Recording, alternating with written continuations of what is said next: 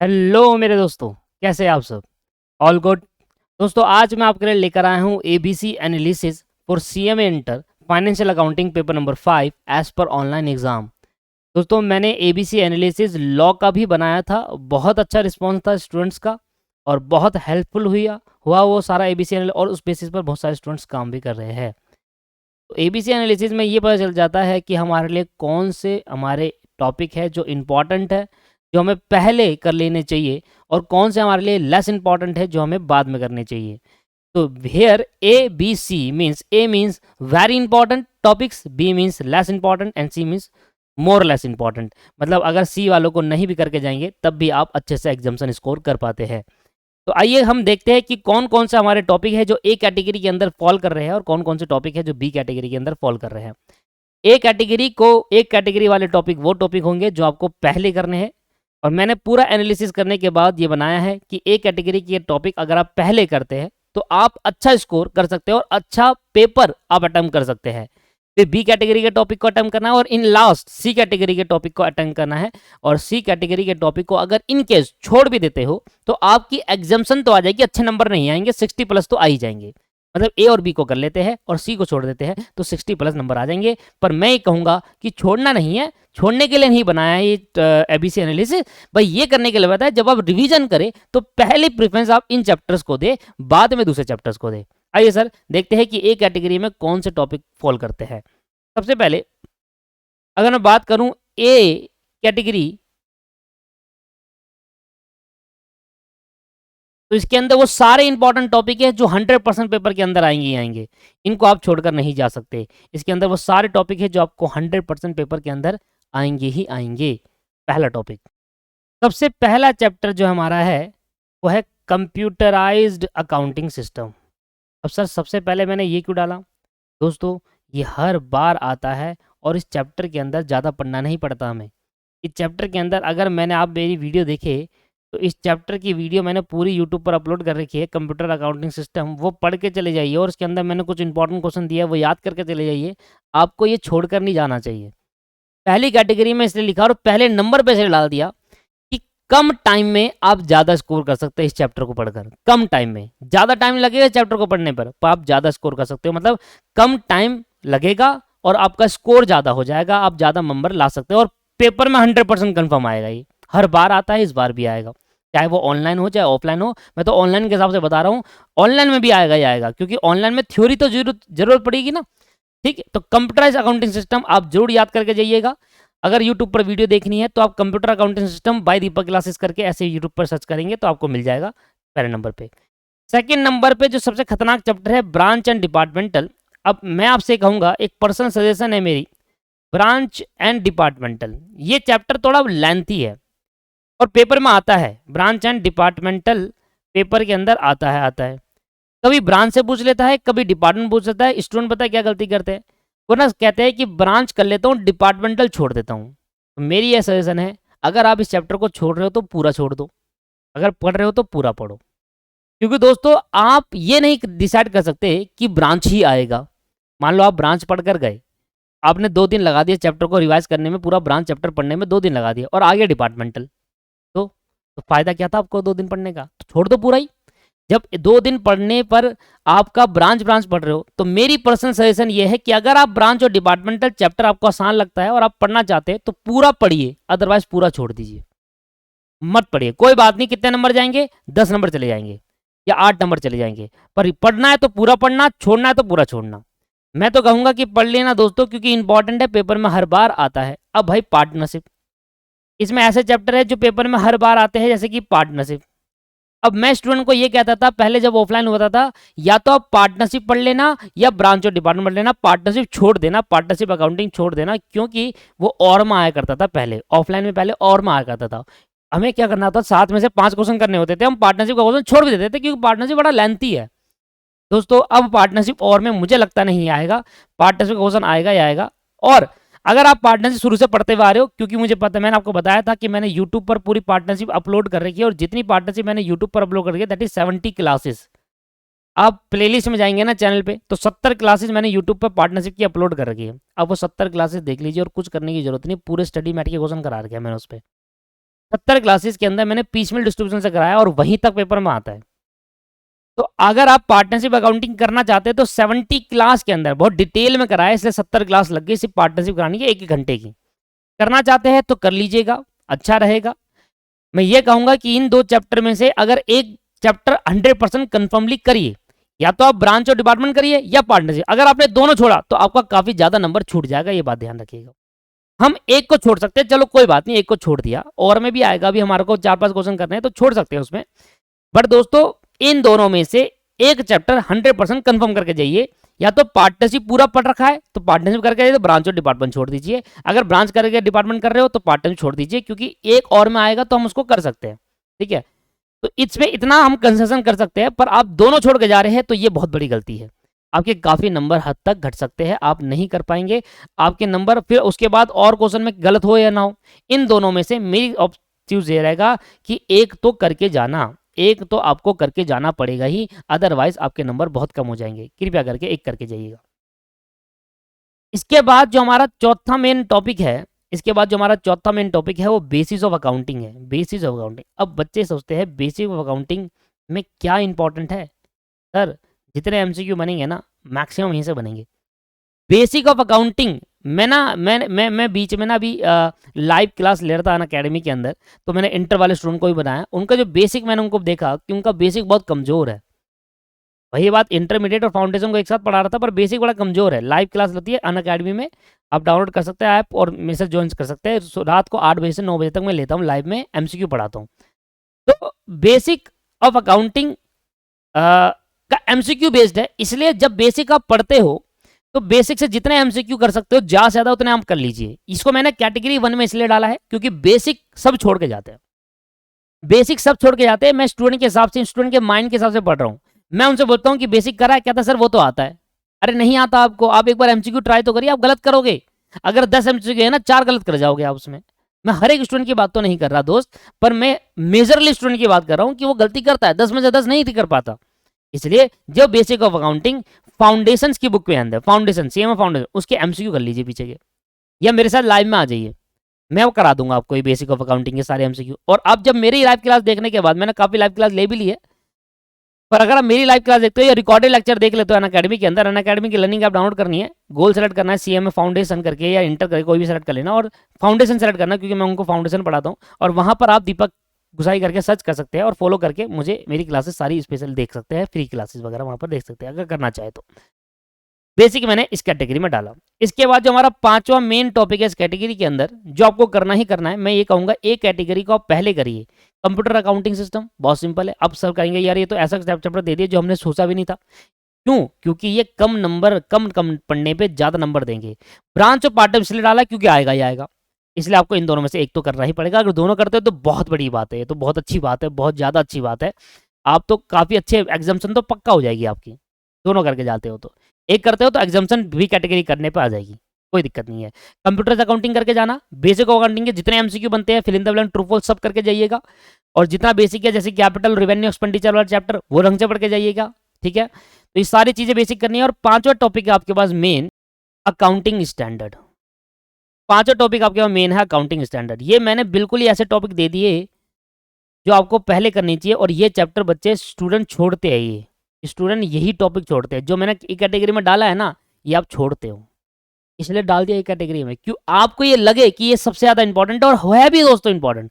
Paper में हर बार आते हैं सर अकाउंटिंग स्टैंडर्ड, तो सारे कौन सा पढ़ना सही रहेगा, मैं बता देता हूँ आपको कौन सा अकाउंटिंग स्टैंडर्ड पढ़ना सही रहेगा, जिससे पेपर में आपके उसी से पूछे जाए। AS2, accounting standard 2, accounting standard 7 और अकाउंटिंग स्टैंडर्ड 9।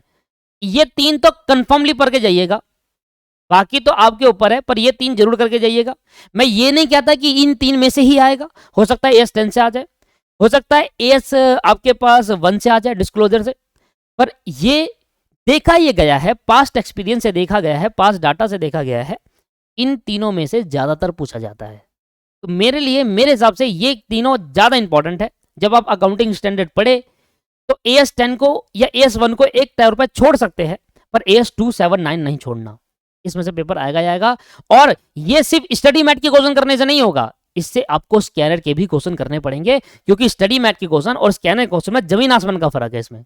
जब मैं क्लास में पढ़ाता हूँ तो स्टडी मैट और स्कैनर क्वेश्चन में समझ नहीं आता कैसे करना है, समझ में आ रहा है स्टूडेंट्स को, तो समझ नहीं आता। जब इसके लिए आप जब स्कैनर जब ये पढ़ोगे तो स्टडी मटेरियल का तो AS2 7 और 9 से क्वेश्चन करना ही, साथ में आपको स्कैनर के भी क्वेश्चन सॉल्व करने होंगे और चेक करना हर बार पेपर में आया है AS।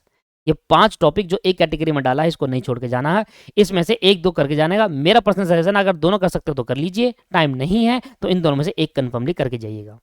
ये 5 जो मैंने एक कैटेगरी में डाले हैं, ये ऐसे डाले कैटेगरी में डाले हैं जिनको आप कम पढ़ने में भी ज़्यादा स्कोर कर सकते हैं। AS में आपको ज़्यादा टाइम नहीं लगेगा दोस्त, बस आप घबरा रहे हैं कि मैं AS कैसे करूं, मैं AS कैसे करूं, मुझे समझ नहीं आ रहा। कुछ नहीं करना, AS को कॉन्सेप्ट को पढ़िए, उस कॉन्सेप्ट को पढ़िए, उस कॉन्सेप्ट के मन में उसके क्वेश्चन को बार बार प्रैक्टिस करिए, AS अपने आप हो जाएगा। और जब आप क्वेश्चन करके जाओगे ना, पर करने के लिए क्या मैंने कहा आप स्टडी मैट इनफ नहीं है AS के अंदर, आपको स्कैनर भी करना होगा।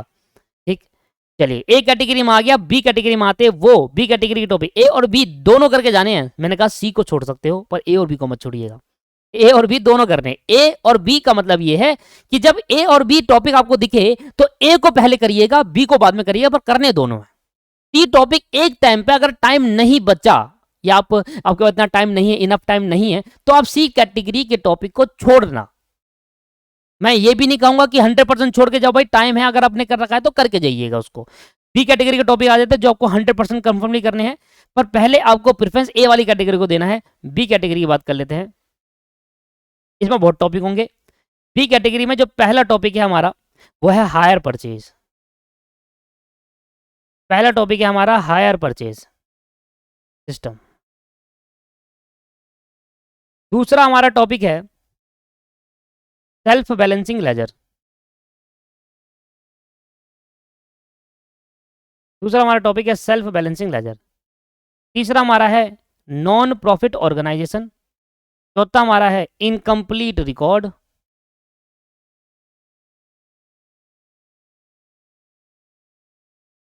पांचवा हमारा टॉपिक है फाइनल अकाउंट सोल प्रोप्राइटरशिप की। ठीक है, 5 टॉपिक हमारे पास ये रहे। और इसके अंदर एक इंपॉर्टेंट टॉपिक और है 6, insurance claim.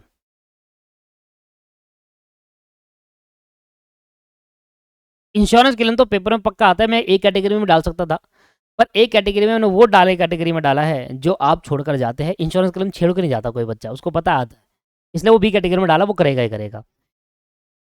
Higher purchase system, self balancing ledger, NPO, incomplete records, final account, sole proprietorship और इंश्योरेंस क्लेम, ये सारे कैटेगरी जो बी कैटेगरी के हैं, अगर आप इन सब टॉपिक को करके जाते हैं या ऊपर वाले टॉपिक को कर जाते हैं, मैं आपको गारंटी दे रहा हूं आपके 60 नंबर आराम से आ जाएंगे। बाकी कुछ मत पढ़ो आप, 60 नंबर आराम से आ जाएंगे। पर 60 नंबर तभी आ पाएंगे जब इनको आप अच्छे से करके जाओगे। ये नहीं कि आपने चैप्टर पढ़े और जब इसका क्वेश्चन आया आपने गलत कर दिया, ऐसे 60 नंबर नहीं कह रहा मैं कह रहा हूं जब ये चैप्टर करोगे, पढ़ोगे अच्छे से, और इसके जब क्वेश्चन आएगा उस क्वेश्चन को आपको 100% ठीक करना है, तब आएंगे 60। ऐसा नहीं पढ़ने से 60 आ जाएंगे, पढ़ने के बाद जब अटेम्प्ट करोगे तब भी तो आंसर सही होना चाहिए, ये तो लॉजिक वाली बात है। और ये सारा बस स्टडी मैट से कर लो और कहीं से करने की जरूरत नहीं है। ये पूरा स्टडी मैट कर लो और कुछ करने की जरूरत नहीं है, कोई बाहर से क्वेश्चन नहीं, कोई स्कैनर नहीं, कोई वर्कबुक नहीं, कोई एमटीपी नहीं, कुछ नहीं, सिर्फ स्टडी मटेरियल। इतने क्वेश्चन है ना स्टडी मैट में इन चैप्टर्स के, इतने सारे क्वेश्चन है, तो ये चैप्टर आपको स्टडी मैट से करने हैं और कुछ मत करो, स्टडी मैट के क्वेश्चन कर लो, वही छपकर आ जाएगा। और देखना आप वही छपकर आ जाते हैं दोस्तों। ये सारे चैप्टर आपको करके जाने हैं सिर्फ और सिर्फ स्टडी मटेरियल से। अब आपके पास टाइम नहीं है, ठीक है, टाइम होता तो मैं कहता फिर वो करो, बाकी स्टडी मैट कर लीजिए। स्टडी मैट में इतने क्वेश्चन है और इतने खतरनाक क्वेश्चन है कि आप वो क्वेश्चन भी ढंग से नहीं कर पाओगे। अगर आप एक क्वेश्चन को 3 से 4 बार करोगे तभी आपके दिमाग में फिट हो पाएगा, नहीं तो फिर भूल जाओगे आप। ठीक है, तो ये वो चैप्टर है जो बी कैटेगरी के अंदर फोर कर रहे हैं, जिनको आपको ए कैटेगरी जब हो जाएगा, ए वाली कैटेगरी जब सारे हो जाएंगे, अच्छे से हो जाएंगे, तब बी कैटेगरी में आकर इनको 100% सारे के सारे 6 के 6 चैप्टर को करना है। अब जो सी कैटेगरी के टॉपिक है, इनको आप अगर छोड़कर भी जाते हो तब भी 60 आ जाएगा ऐसा कहा, पर 90 नहीं आ पाएगा। मतलब 60 आ जाएगा पर 90 नहीं आ जाएगा, आपका एग्जाम्शन पक्का आ जाएगा अकाउंट के अंदर। आप 60+ नंबर ले आओगे अगर ए और बी कैटेगरी वाले टॉपिक कर लेते हैं तो। पर मैं वही बात है ना कि जब आपको अच्छे नंबर लाने हैं, जिस स्टूडेंट को अच्छे नंबर लेकर आने हैं वो सी कैटेगरी भी करेगा। और सी कैटेगरी अंदर सबसे पहला टॉपिक जो आपको करना है वो करना है बिल ऑफ एक्सचेंज। अब बिल ऑफ एक्सचेंज कभी आ जाता कभी नहीं आता। ज्वाइंट वेंचर ये फाउंडेशन में भी था, कभी आ जाता कभी नहीं आता। कंसाइनमेंट कभी आ जाता है कभी नहीं आता। मैं तो ऑनलाइन के हिसाब से बता रहा हूँ, ऑफलाइन के हिसाब से तो आते थे पर और में आते थे, इसलिए आप इनको छोड़ भी सकते थे। और जैसे कि चौथा आपका रॉयल्टी, रॉयल्टी भी कभी आता था कभी नहीं आता था। ये 4 चैप्टर है जो कभी आते थे और कभी नहीं आते थे, ऐसा सिस्टम होता था इनका। मतलब ऑफलाइन के बारे में बात करें तो आते थे पर हम और में छोड़ सकते थे इनको। भाई ये आपने फाउंडेशन पढ़ा है, ये फाउंडेशन पढ़ा है, ये फाउंडेशन पढ़ा है, तीनों आपने फाउंडेशन पढ़ा है। बस अगर आप इनको ओरली भी पढ़ के गए, ओरली भी अगर पढ़ के गए और स्टडी मैट के सारे क्वेश्चन ओरली भी अगर आप करके गए, ओरली इन लास्ट टाइम अगर आप इसको ओरली भी पढ़ के जाते हैं, फिल ऑफ एक्सचेंज भाई एंट्री तो पास करनी है आपकी, कॉन्सेप्ट अगर क्लियरिटी हो ना तो आप एंट्री पास कर देंगे आराम से। ज्वाइंट वेंचर, ज्वाइंट वेंचर आपको बहुत सिंपल है, ज़्यादा बड़ा नहीं है। हो सकता है कि इस बार बिल ऑफ एक्सचेंज आए क्योंकि ऑनलाइन एग्जाम में एंट्री को ज़्यादा महत्व दे, एंट्री को ज़्यादा महत्व दे, तो बिल ऑफ एक्सचेंज को आप करिएगा एक बार जरूर इसको ट्राई, और बिल ऑफ एक्सचेंज के अंदर कॉन्सेप्ट क्लियरिटी रखिएगा। उसके बाद क्योंकि इन एंट्रीज है ना, क्योंकि ऑनलाइन एग्जाम होगा तो ऑनलाइन एग्जाम में वो सोचेगा कि ज़्यादा से ज़्यादा हम एंट्रीज की कोशिश करें सोचने की, क्योंकि अकाउंट बनाने में ज़्यादा वक्त लग सकता है, इसलिए एंट्रीज आपको देगा तो अच्छे से आप टाइप कर पाएंगे। ये शायद हो सकता है, मैं तो एक पॉसिबिलिटीज आपको बता रहा हूँ। बाकी ये 4 टॉपिक ये कैटेगरी सी में है, जिन बच्चों को अच्छे नंबर लेकर आने हैं, जिनको 90 स्कोर या पूरा 100% पेपर अटेम्प्ट करना है, तो इन 4 कैटेगरी लास्ट में करेगा, bill of exchange, joint venture, consignment और रॉयल्टी। रॉयल्टी भी कभी आता कभी नहीं आता, टाइम वेस्ट है, 5 क्वेश्चन दे रखे स्टडी मैट में, उन्हीं 5 में से आता है हर बार, बस अमाउंट चेंज कर देते हैं। ठीक है जी। अच्छा जो मैं बात कर रहा था ऊपर बेसिक की, ये जो मैं बात कर रहा था सिर्फ बेसिक की, अब इस बेसिक के अंदर इस तरीके से बढ़िया सिर्फ आपको एमसीक्यू करना है। जैसे कि इसमें एक चैप्टर है रेक्टिफिकेशन ऑफ एरर, आपको पता है सर रेक्टिफिकेशन एरर ज़्यादा मुश्किल नहीं है, ये आप आराम से कर सकते हो, इंटरमीडिएट में आगे फाउंडेशन पढ़ा था, ये सारे चीज़ आपने फाउंडेशन में पढ़ चुके थे, ये सारी चीज़ आप फाउंडेशन पढ़ चुके थे। मैं इनके एमसीक्यू की बात कर रहा हूँ आपके। रेक्टिफिकेशन चैप्टर ओरली आप कर लोगे सही रहेगा। डेप्रिसिएशन चैप्टर आपको पता है पहले से आपको आता है, डेप्रिसिएशन कभी नहीं पूछते, बेकार चैप्टर है, पूछा नहीं जाता वो। कैपिटल रेवेन्यू ट्रांजेक्शन जो है वो इंपॉर्टेंट है। डेप्रिसिएशन चैप्टर मत पढ़ना, कोई जरूरत नहीं है पढ़ने की, उसके एमसीक्यू कर लेना बस। उसके बाद rectification of error orally throw कर लेना, क्या उसका थ्योरी है और बेसिकली उसमें क्या क्या एंट्री पास होते हैं, किस तरीके से पास होती है, बस ओरली आपको पढ़ना पड़ेगा। बेसिकली बेसिक ऑफ अकाउंटिंग में इसलिए डाला है क्योंकि आप सारे एमसीक्यू ज़्यादा से ज़्यादा बेसिक के कर पाए, जिससे आप अटेम्प्ट कर पाओ, क्योंकि एमसीक्यू भी आपसे पेपर में आएंगे। ठीक है, तो ये हमारी 3 कैटेगरी है दोस्तों। मैं ये कहूँगा कि आप मेरे एनालिसिस से चलेंगे तो पहली ए और बी कैटेगरी करने पे आपके 60+ मार्क्स 100% कन्फर्म आ जाएंगे, अगर आप सारे क्वेश्चन अटेम्प्ट ढंग से करके आए तो। उसके बाद स्टेप बाय मार्किंग भी रहेगी, आपको ज़्यादा दिक्कत आने वाली बात नहीं है। स्टेप बाय मार्किंग भी रहेगी, अगर आपका कहीं आंसर एंड आंसर मैच नहीं करता पर ऊपर की एंट्रीज आपकी ठीक है, तब भी आपका आंसर सही माना जाएगा, उस जितनी आपने ठीक करी होगी एंट्री उसके नंबर मिलेंगे। ठीक है जी, तो इसे डरने की घबराने की जरूरत नहीं कि स्टेप बाय मार्किंग नहीं होगी, स्टेप बाय मार्किंग होगी। आराम से बेफिक्र होकर रहिए, ये सोच के चलिए कि जैसा ऑफलाइन होता था वैसे ही है। देखिए जितनी आप माइंड के अंदर टेंशन डालेंगे उतना आपको नहीं समझ में आएगा, आप ना तो प्रैक्टिस कर पाएंगे ना कुछ कर पाएंगे, और ऑनलाइन है ये कन्फर्म्ड है। ठीक है जी, तो इसमें अब इतना डरने की जरूरत नहीं है दोस्तों। हर चीज जब पहली बार इंप्लीमेंट होती है थोड़ा प्रॉब्लम हो सकती है, पहली बार जब इंप्लीमेंट होती है थोड़ा प्रॉब्लम हो सकती है। आप सोचिए, आप ये बात समझिए, जब 9th में थे आप, 9th में जब 10वीं क्लास में आए या 8वीं क्लास के अंदर आपके पास 5 सब्जेक्ट थे पढ़ने को, जैसे 9वीं क्लास में आएगी आपके पास 11 सब्जेक्ट आ गए या 8, 9, 10 सब्जेक्ट आ गए पढ़ने को, तो तब डिफिकल्टी नहीं आई थी, तब भी तो कर ही लिया था ना। सेम 10वीं में आए, फिर 11वीं में बिल्कुल स्ट्रीम चेंज हो गई है ना, बिल्कुल हम नई सब्जेक्ट पढ़े, तब भी तो कर ही लिया था। नया सब्जेक्ट अकाउंट पढ़ा पहली बार, तब भी तो कर लिया था। आज ऑनलाइन एग्जाम हो रहा है, कोई बात नहीं, अब जैसे भी हो रहा है वैसे करे। आवाज तो उठाई थी पर क्या करें, इंस्टीट्यूट नहीं मानता, तो इंस्टीट्यूट नहीं मान रहे, कोई बात नहीं, अब करना तो है, एग्जाम तो नहीं दे सकते ना। अब बहुत सारे बच्चे वो छोड़कर बैठ गए, अटेम्प्ट छोड़ के बैठ गए, this is the not the solution दोस्तों, ये सोल्यूशन है ही नहीं, अटेम्प्ट छोड़ना कोई सोल्यूशन है ही नहीं। मेरे काफ़ी ऑफलाइन स्टूडेंट भी अटेम्प्ट छोड़कर कह रहे हैं कि सर हम नहीं दे पाएंगे, ऑनलाइन एग्जाम हो रहा है, हमारी बस की नहीं हो रही, हमें डर लग रहा है ये वगैरह। कोई बात नहीं, जून में ऑनलाइन होगा फिर दोबारा तब बताएंगे, तब फिर से अटेम्प्ट छोड़ोगे क्या, ऐसे तो चलता रहेगा भाई। मान लो अगर जून में ऑनलाइन हो गया, आपको कैसे पता कि जून में ऑफलाइन होगा, कौन कह रहा है आपको जून में, ऐसे तो इंस्टीट्यूट ने नहीं कहा। तो अगर जून में ऑनलाइन हो गया तो फिर क्या करोगे आप, फिर भी अटेम्प्ट छोड़ोगे क्या, ऐसे तो चलते रहोगे, फिर तो सीएम में बन ही नहीं पाओगे कभी। डरिए मत, डर के आगे जीत है, समझिए, कोशिश करिए एकदम समझने की कि डरने से कुछ नहीं होगा, आपको अटेम्प्ट करना ही पड़ेगा, फेस करना ही पड़ेगा। डर क्यों रहे हो यार, जैसे तक क्या लग जाएगा, टाइम लग जाएगा, ज़्यादा तक क्या हो जाएगा, बस यही तो होगा, टाइम लग जाएगा ना। जून तो दे ही रहे थे ना, जून समझ ले, दे दो भाई पेपर, दे दो, दे दीजिए, मेरी तरफ से दे दीजिए, मेरी रिक्वेस्ट है आपसे, क्योंकि बहुत सारे बच्चों ने ड्रॉप आउट कर लिया, मुझे पता है बहुत सारे बच्चों ने निकल गए हैं, वो सोचे जून में देंगे। मान लो अगर जून में हो गया ना, देखना फिर क्या होगा, फिर वो टाइम पर वो सोचेंगे फिर मैंने दे देना चाहिए था। अगर भी अभी वक्त है, अगर आपने एग्जाम फॉर्म भर दिया है तो आप दीजिए, मेरी पर्सनल सजेशन है। कुछ नहीं करना दोस्त, आपको कुछ इंपॉर्टेंट टॉपिक में दे रहा है, जैसे लॉ में मैंने आपको एबीसी एनालिसिस पहले से दे दिया, चैनल पे होगा, शायद मैं लिंक डिस्क्रिप्शन में डाल दूँ। दूसरा, इसके बाद आपका ए कैटेगरी वाला टॉपिक, बी कैटेगरी वाला टॉपिक और सी कैटेगरी वाला टॉपिक, इस हिसाब से काम करिए। पहले ए को करिए, फिर बी को करिए और फिर सी को करिए, ठीक। उसके बाद अगर आप कहते हो तो मैं कॉस्ट अकाउंटिंग का भी मैं बना दूंगा। नीचे कमेंट करके बता दीजिएगा, अगर कॉस्ट का बनाना हो तो मैं बना दूंगा। एबीसी एनालिसिस पहले कौन सा चैप्टर करना चाहिए। इसके बाद हमारा टेलीग्राम चैनल भी आप ज्वाइन कर सकते हैं। टेलीग्राम सर्च करिए, टेलीग्राम जाकर सर्च कर सकते हैं, लिंक डिस्क्रिप्शन में डाल दूंगा। और दीपक क्लासेस टेलीग्राम चैनल है, उस पर जाकर जा सकते हैं। जो भी मैं वीडियो डालता हूँ आपको इमीडिएटली वहाँ पर मिल जाएगी, या कोई भी अपडेट सेम से रिलेटेड वहाँ पर मिल जाएगा। इसके बावजूद एक लास्ट और, अगर आप कोई सब्जेक्ट में आपको प्रॉब्लम आ रही है, अगर आपको किसी सब्जेक्ट की अकाउंटिंग में प्रॉब्लम आती है, तो आप ये सब्जेक्ट सब्जेक्ट कह रहा हूँ, चैप्टर के अंदर, फाइनेंशियल अकाउंटिंग में किसी भी चैप्टर के अंदर आपको समझ नहीं आ रहा है, जैसे कि मान लो ब्रांच और डिपार्टमेंट समझ नहीं आया, या कोई भी पर्टिकुलर चैप्टर आपको समझ नहीं आ रहा, तो आप प्ले स्टोर से दीपक क्लासेस ऐप को डाउनलोड करिए। जब डाउनलोड करोगे उसमें अपना नंबर वगैरह डाल के रजिस्टर कर लीजिएगा। स्टोर होता है वहां पर, स्टोर पे जाइएगा, स्टोर पे जाकर आप देखिएगा जोन सा चैप्टर आपको नहीं, उस चैप्टर को सर्च करिएगा और चैप्टर आपको 100, 200, 300, 400 रुपए में, किस इतना रुपए में, मिनिमम अमाउंट में मैंने डाल रखा है कि बच्चे को अगर वो पूरा सिलेबस नहीं ले पा रहा तो पर्टिकुलर चैप्टर ले ले। अगर आप ले सकते हैं, एक बार चेकआउट कर सकते हैं दीपक क्लासेज ऐप, प्ले स्टोर की लिंक डिस्क्रिप्शन में मिल जाएगा आपको। कोई प्रॉब्लम आती है, लिंक डिस्क्रिप्शन में सब कुछ दे दूंगा मैं, जाकर चेक करिए। अगर कोई चैप्टर नहीं समझ में आ रहा तो लेकर जल्दी से जाइए और आराम से चैप्टर को पढ़िए और समझिए उसको, कॉन्सेप्ट को। आज की क्लास में इतना ही। अगर आपको ये चीज़ें वीडियो अच्छी लगी तो वीडियो को लाइक करिए, दोस्तों के साथ शेयर करिए दोस्तों, और चैनल को जरूर सब्सक्राइब करिए, थोड़ा सपोर्ट दिखाइए। और अगर कॉस्टिंग की वीडियो बनानी है तो नीचे कमेंट करके जरूर बताइए। धन्यवाद, थैंक यू वेरी मच।